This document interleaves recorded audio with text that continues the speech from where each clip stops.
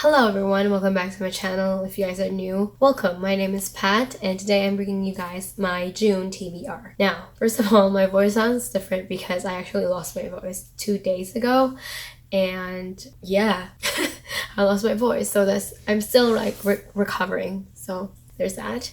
For the month of June, I have 7 books here to show you. I actually have read one of the books and the other book I am planning on reading. I am reading right now, and the next books So let's start with the book that I've already finished, and that is Stone Sky by N.K. Jemisin. I think I included this in my previous TBR because I was planning on reading it previous month, but I didn't really finish, so I'm just including it here. This is the last book in the Broken Earth trilogy by N.K. Jemisin. This is a very famous trilogy here in YouTube. If you guys didn't know, this is about, the first book is called the fifth season. It is about this world where the Earth is like a character as well. They treat Earth as a character as well, and the world, or pretty much the Earth, is like always in the verge of the apocalypse. It's always like really massive disasters happening, and people are learning to survive and live in this world. And there are these characters, or these people called Origins, who can control the Earth and pretty much help people when it comes to these massive disasters happening, but they're not really regarded as very important people. They're regarded more as enemies or people that need to be controlled, and they're not really seen as more like saviors as you would think. Some of them, when they're discovered as Origins as children, some of them get killed by their parents. So that's the world, and we're following this character called Asun, who she comes home one day and discovers her youngest child, her son, it was killed by her husband, who was beaten to death by her husband, and her daughter, her older child, is kidnapped by his husband. So we're following her look for her daughter and discover more about this world and its history and how this world came to be. And yeah, I really enjoyed this book, love, and I definitely will be talking more about it on my wrap. Hopefully by the time my voice will be back. Well, it's back. Like, I definitely got a lot better because I couldn't talk at all the other day. So the next book that I'm talking about is the book that I'm reading right now, which I should have finished last month as well, and that is Dreams of Gods and Monsters by Laini Taylor. Again, this is the last book in the... What trilogy is this called? I don't know. The first book is called Daughter Smoke and Bone, and the second book I finished last month, and so I'm currently reading this right now. I'm almost done. I'm probably about 70-80% through, and I'm really enjoying this so far. We still didn't get as much of the world as we wanted to, so I'm a little disappointed about that, but the way things are happening, I'm very interested to see how it's going to end and where the story is going to take us. So the next book that I actually was planning on reading right after The Stone Sky, but it's like, wait, I need to read Dreams of Gods and Monsters first, and that is I Get Better by Christina Riccio.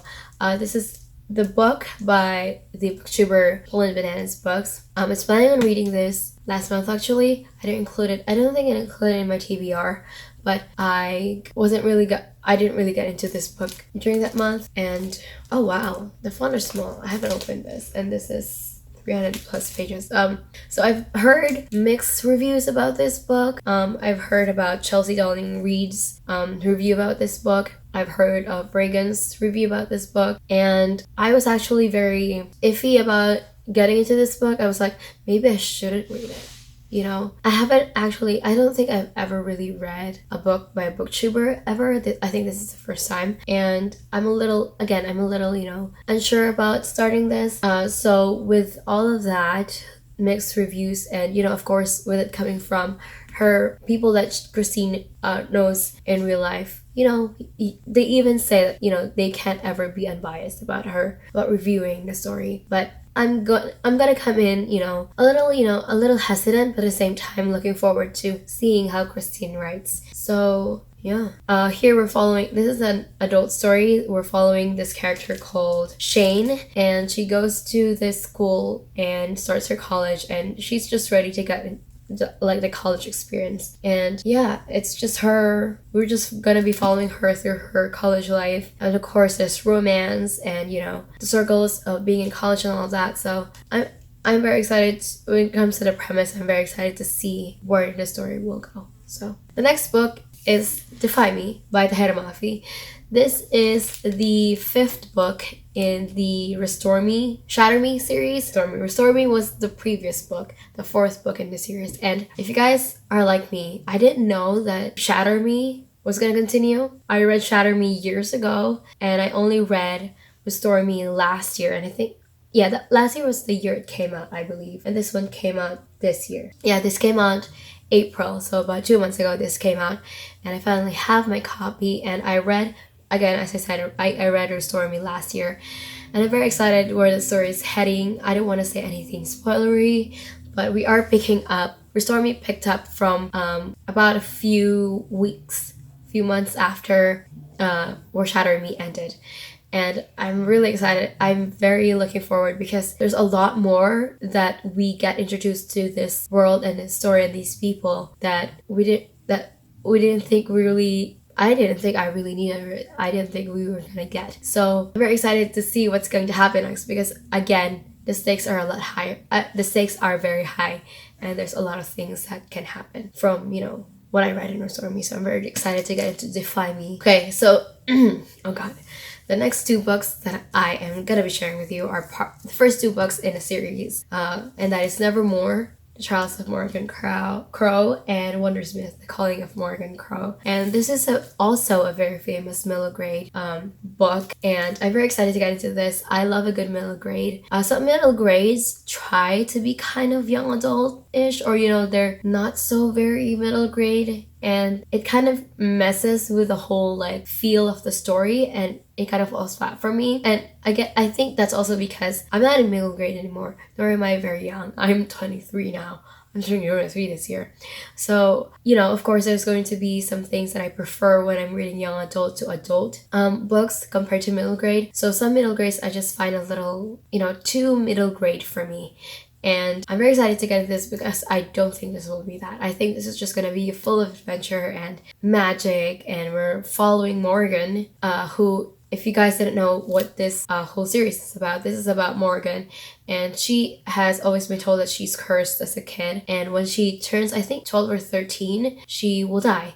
But before she turns that age, somebody comes get her and goes to her and tells her that she can do something about her curse, and then she goes to this I think this is also has a very nice school setting. So I'm very excited to learn about this world and why she's cursed. Everything that's happening to the town, everything bad is because of her.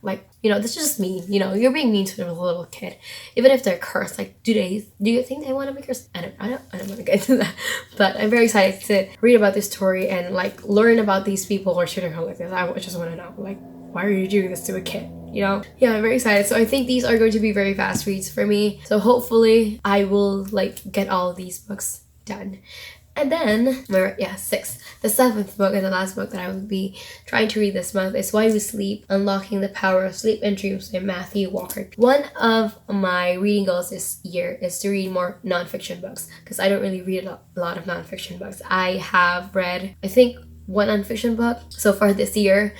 And I don't think I specified how many fiction books I actually really want to read, but at least maybe 2-3 nonfiction books.